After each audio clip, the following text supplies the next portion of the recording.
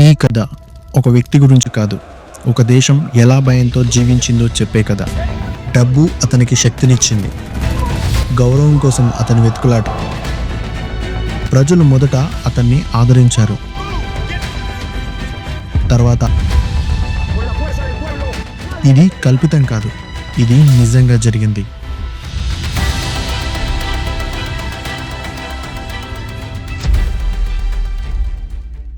Rio Grande ఒక చిన్న గ్రామంలో ఒక సాధారణ రైతుకి మరియు ఒక టీచర్కు పుట్టిన పాబ్లో చిన్నప్పటి నుండే చట్టాన్ని ఎలా అతిక్రమించాలో నేర్చుకున్నాడు. స్కూల్లో ప్రోగ్రెస్ రిపోర్ట్లను ఫోర్జరీ చేయడం దగ్గర నుండి శ్మశానంలో సమాధుల రాళ్లను దొంగిలించి వాటి మీద పేర్లు చెరిపే అమ్మడంతో అతని నేర ప్రస్థానం చాలా చిన్నగా మొదలైంది. పాబ్లో ఆశలు చిన్నవి కాదు. అతను సిగరెట్లు, మద్యం మరియు స్టీరియోలను స్మగ్లింగ్ చేయడం ప్రారంభించాడు. అప్పుడే అతనికి అర్థమైంది, మనం ఎంత కష్టపడినా ఈ చిన్న చిన్న దొంగతనాలతో కొలంబియాని సాధించలేమని. అదే టైంలో అతనికి ఒక కొత్త పదార్థం పరిచయమైంది. అది చూడ్డానికి తెల్లని పౌడర్లా ఉంది. దాని విలువ బంగారం కంటే ఎక్కువ. అదే కొకైన్. అమెరికాలో మాదక ద్రవ్యాల వినియోగం పెరుగుతున్న కాలం అది. క్లోజ్గా అబ్జర్వ్ చేస్తే పెరు మరియు బొలివియా నుండి కోకా పేస్ట్ని తీసుకువచ్చి కొలంబియాలో ప్రాసెస్ చేసి దాన్ని అమెరికాకు తరలించడం అనే ఐడియా పాబ్లో మెదడులో స్ట్రైక్ అయింది. ఎందుకంటే కొన్ని చోట్ల దాన్ని పెంచడం తప్పు, కొన్ని చోట్ల దాన్ని ప్రాసెస్ చేయడం తప్పు, ఇంకొన్ని చోట్ల దాన్ని అమ్మడం తప్పు. ఈ లింక్ని పర్ఫెక్ట్గా బ్యాలెన్స్ చేశాడు పాబ్లో. మొదట చిన్న చిన్న విమానాల్లో పైలట్ల కాళ్ళ దగ్గర కొద్దిపాటి కిలోల కొకైన్తో మొదలైన ఈ వ్యాపారం కొన్ని సంవత్సరాల్లోనే ఊహించని స్థాయికి చేరింది. పాబ్లో ఎస్కోబార్ కేవలం ఒక స్మగ్లర్ మాత్రమే కాదు, ఒక ఆర్గనైజర్. అతను మెడలిన్లోని ఇతర చిన్న చిన్న స్మగ్లర్లందరినీ ఏకం చేశాడు. అలా చరిత్రలోనే అత్యంత ప్రమాదకరమైన ఒక సంస్థ పుట్టింది. అదే మెడలిన్ కార్టెల్. 1980 నాటికి మెడలిన్ కార్టెల్ రోజుకి $60 మిలియన్ సంపాదిస్తుంది. అవును, మీరు విన్నది నిజమే. రోజుకి $60 మిలియన్. ఎంతలా అంటే ఆ నోట్ల కట్టలను కట్టడానికి వాడే రబ్బర్ బ్యాండ్ల కోసమే నెలకి $2,500 ఖర్చు చేసేవారు. ఈ సామ్రాజ్యాన్ని నిలబెట్టడానికి పాబ్లో ఒకే ఒక సిద్ధాంతాన్ని నమ్మాడు. ప్లాటా ఓ ప్లోమో, అంటే వెండి లేదా సీసం. దీని అర్థం చాలా సింపుల్. నాతో చేతులు కలిపి డబ్బు లేదా లంచం తీసుకో, లేదా నా చేతిలో తూటైనా తీసుకో, అంతే. పోలీసులు, జడ్జిలు, రాజకీయ నాయకులు ఎవ్వరూ అతనికి ఎదురు చెప్పలేకపోయారు. ఎవరైతే ధైర్యం చేసి అడ్డుగా నిలబడ్డారో వారు మరుసటి రోజే శవాలుగా కనబడేవారు. కొలంబియాలో చట్టం పాబ్లో చేతిలో కీలుబొమ్మగా మారింది. కానీ పాబ్లోకి డబ్బు మాత్రమే సరిపోలేదు, అతనికి గౌరవం కూడా కావాలి. అతను పేద ప్రజలకు దేవుడిలా కనిపించాలనుకున్నాడు. మెడలిన్లోని మురికివాడలో ప్రజలకు ఇల్లు కట్టించాడు, ఫుట్బాల్ గ్రౌండ్స్ నిర్మించాడు, పేదలకి డబ్బు పంచాడు. ప్రజలు అతన్ని రాబిన్హుడ్ అని పిలవడం మొదలుపెట్టారు. పాబ్లోకి ఒక చిన్న కల ఉండేది, కొలంబియాకు ప్రెసిడెంట్ అవ్వడం. అతను రాజకీయాల్లోకి వచ్చాడు. చిన్న టైంలోనే కాంగ్రెస్ మెంబర్గా ఎన్నికయ్యాడు. అదే అతను చేసిన పెద్ద తప్పు. రాజకీయ నాయకులు, మంత్రులు ఉండే సభలో ఒక స్మగ్లర్ కూర్చోవడాన్ని అక్కడి రాజకీయ వ్యవస్థ జీర్ణించుకోలేకపోయింది. జస్టిస్ మినిస్టర్ లారా బొనిల్లా పాబ్లో యొక్క చీకటి చరిత్రని పార్లమెంట్లో బయటపెట్టాడు. పాబ్లో అందరి ముందు దోషిగా నిలబడ్డాడు. అవమానంతో రగిలిపోయిన పాబ్లో రాజకీయాల నుండి బలవంతంగా గెంటేయబడ్డాడు. ఆ రోజు అతనిలోని రాబిన్హుడ్ చనిపోయాడు. లారా బొనిల్లా తనని అవమానించినందుకు పాబ్లో పగ తీర్చుకున్నాడు. లారా బొనిల్లాని దారుణంగా హత్య చేయించాడు. ఇది కొలంబియా ప్రభుత్వంపై పాబ్లో ప్రకటించిన అధికారిక యుద్ధం. కానీ ఈసారి ప్రభుత్వం కూడా సిద్ధంగా ఉంది. అమెరికా ప్రభుత్వం సహాయంతో కొలంబియా ఒక కొత్త ఒప్పందాన్ని తెచ్చింది. అదే extradition.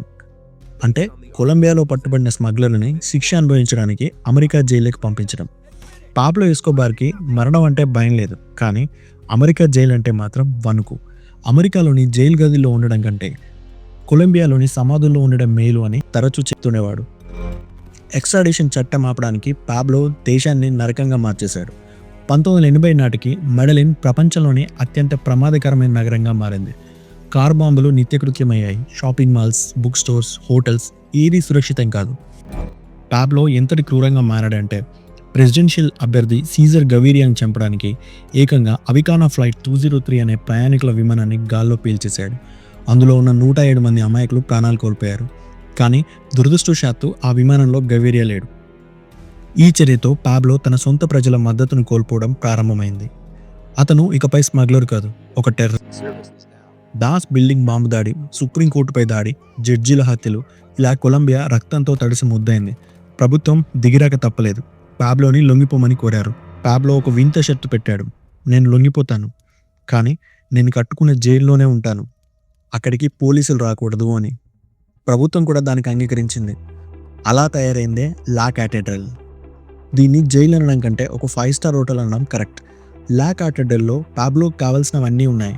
Football pitch, bar, డాకూజీ, discotheque, చివరికి టెలిస్కోప్ కూడా ఉంది. దాని ద్వారా అతను కింద ఉన్న తన కుటుంబాన్ని చూసేవాడు. జైల్లో ఉంటూ కూడా అతను తన మాదక ద్రవ్యాల సామ్రాజ్యాన్ని నడిపించాడు. ప్రముఖ ఫుట్బాల్ క్రీడాకారులు, మోడల్స్, స్నేహితులు అక్కడికి వచ్చి పార్టీలు చేసుకునేవారు.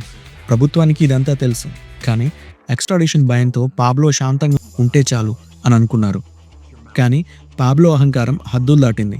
తన కార్టెల్లోని 2 ముఖ్యమైన వ్యక్తులు తనను మోసం చేస్తున్నారని అనుమానించి వారిని జైలుకు పిలిపించి తన చేతులతో చంపి అక్కడే పాతు పెట్టించాడు. జైలు లోపల హత్యలు జరుగుతున్నాయని తెలిసిన ప్రభుత్వం ఇక ఏమాత్రం ఉపేక్షించకూడదని నిర్ణయించుకుంది. పాబ్లోని సాధారణ జైలుకి తరలించడానికి ఆర్మీని పంపింది. కానీ ఆ సమాచారం ముందే పాబ్లోకి లీక్ అయింది. ఆర్మీ వచ్చేలోపే అతను వెనకదారి గుండా పొగమంచులో కలిసిపోయి అడవిలోకి పారిపోయాడు. అలా పాబ్లో ఎస్కోబార్ మళ్ళీ తప్పించుకున్నాడు.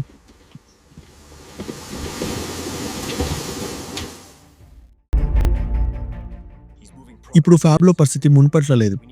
ప్రభుత్వం అతన్ని వేటాడడానికి సెర్చ్ బ్లాక్ అనే ఒక ప్రత్యేక పోలీస్ దళాన్ని ఏర్పాటు చేసింది.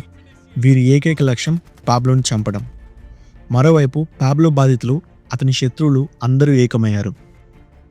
లాస్ట్ పేపర్స్ అనే ఒక విజిలెంట్ గ్రూప్ తయారైంది. వీరు చట్టాన్ని పట్టించుకోరు. పాబ్లో మనుషుల్ని, అతని లాయర్లని, చివరికి అతని కుటుంబ సభ్యులను కూడా వేటాడి చంపడం మొదలుపెట్టారు. పాబ్లో సామ్రాజ్యం కూలిపోవడం మొదలైంది. అతని మనుషులు భయంతో లొంగిపోతున్నారు లేదా చనిపోతున్నారు. ఒకప్పుడు 1000 కోట్లకి అధిపతి అయిన పాబ్లో ఇప్పుడు తలదాచుకోవడానికి సురక్షితమైన ఇల్లు లేక మెడలిన్లోని సామాన్యుల ఇళ్లలో దాక్కుంటున్నాడు. అలా ఒకరోజు తన కూతురికి చలివేస్తుందని వెచ్చదనం కోసం ఏకంగా $2 మిలియన్ నగదుని కాల్చేశాడు. ఫైనల్గా అతను ఒంటరివాడయ్యాడు. అతని భార్య, పిల్లలు దేశం విడిచి వెళ్ళాలని ప్రయత్నించినా ఏ దేశం వారికి ఆశ్రయం ఇవ్వలేదు. తన కుటుంబం గురించిన బెంగ పాబ్లోని బలహీనపరిచింది. ఆ బలహీనతే అతని అంతానికి కారణమైంది. తేదీ డిసెంబర్ 2, 1993. పాబ్లో ఎస్కోబార్ 44వ పుట్టినరోజు జరుపుకున్న మరుసటి రోజు. పాబ్లో తన కొడుకుతో ఫోన్లో మాట్లాడుతున్నాడు. ఇప్పుడు జాగ్రత్తగా ఉండే పాబ్లో ఆ రోజు ఎక్కువసేపు ఫోన్లో మాట్లాడడం అనే తప్పు చేశాడు. ఆ సిగ్నల్ని సెర్చ్ బ్లాక్ పోలీసులు ట్రాక్ చేశారు. అతను ఉన్న ప్రదేశం తెలిసిపోయింది. మెడలిన్లోని లాస్ ఒలివోస్ అనే ఒక ఏరియాలో 2 అంతస్తుల ఇల్లది. పోలీసులు అతని ఇంటిని చుట్టుముట్టారు. తలుపులు బద్దలు కొట్టుకుని లోపలికి వెళ్లారు. పాబ్లో మరియు అతని బాడీగార్డ్స్ కిటికీలోంచి ఇంటి పైకప్పు మీదకి పారిపోవడానికి ప్రయత్నించారు. తుపాకీ కాల్పుల శబ్దంతో మెడలిన్ వీధులు ప్రతిధ్వనించాయి. 2 వైపులా తూటాలు పేలాయి. పారిపోతున్న పాబ్లో కాలికి ఒక బుల్లెట్ తగిలింది. మరొకటి వీపులో దిగింది. చివరిగా ఒక బుల్లెట్ అతని కుడి చెవి వెనుక నుండి దూసుకెళ్ళింది. ప్రపంచంలోనే అత్యంత శక్తివంతుడైన నేరస్తుడు, 1000 మంది మరణానికి కారణమైన నార్కోస్ రాజు ఒక సాధారణ ఇంటి పైకప్పు మీద చెప్పు లేకుండా రక్తపు మడుగులో నిర్జీవంగా పడిపోయాడు. The king is dead. ఆ రోజు అక్కడున్న పోలీసులు నవ్వుతూ అతని శవం పక్కన నిలబడి ఫోటోలు తీశారు. కానీ మెడలిన్లోని పేద ప్రజలు మాత్రం తమ రాబిన్హుడ్ కోసం కన్నీళ్లు పెట్టుకున్నారు. అతని అంత్యక్రియలకు దాదాపు 25,000 మంది హాజరయ్యారు. పాబ్లో ఎస్కోబార్ కథ ఒక గుణపాఠం. అధికారం, డబ్బు, అహంకారం మనిషిని ఎంత ఎత్తుకు తీసుకువెళ్తాయో అంతకంటే వేగంగా పాతాళానికి తొక్కుతాయి. ఇతను కొలంబియా చరిత్రలో ఒక మాయని మచ్చ. కొంతమందికి దేవుడు, మరికొంతమందికి రాక్షసుడు. కానీ ఒకటి మాత్రం నిజం, పాబ్లో ఎస్కోబార్ చనిపోయి ఉండవచ్చు, కానీ వార్ ఆన్ డ్రగ్స్ అంటే మాదక ద్రవ్యాలపై యుద్ధం మాత్రం ఇంకా ముగియలేదు. చరిత్ర ఎప్పుడూ పునరావృతం అవుతూనే ఉంటుంది. కేవలం పాత్రలు మాత్రమే మారతాయి. That's it. ఇది ఈరోజు డాక్యుమెంటరీ. ఈ డాక్యుమెంటరీ మీకు నచ్చితేనే లైక్ చేయండి, నచ్చకపోతే డిస్లైక్ చేయండి. దీనిపై మీ అభిప్రాయాన్ని కామెంట్ రూపంలో మాకు తెలియజేయండి. ఈ వీడియోని మీ ఫ్రెండ్స్ అండ్ ఫ్యామిలీ మెంబర్స్ అందరికీ షేర్ చేయండి. ఇంతకంటే థ్రిల్లింగ్ టాపిక్తో నెక్స్ట్ వీడియోలో కలుద్దాం. Thank you. Signing up. Bye.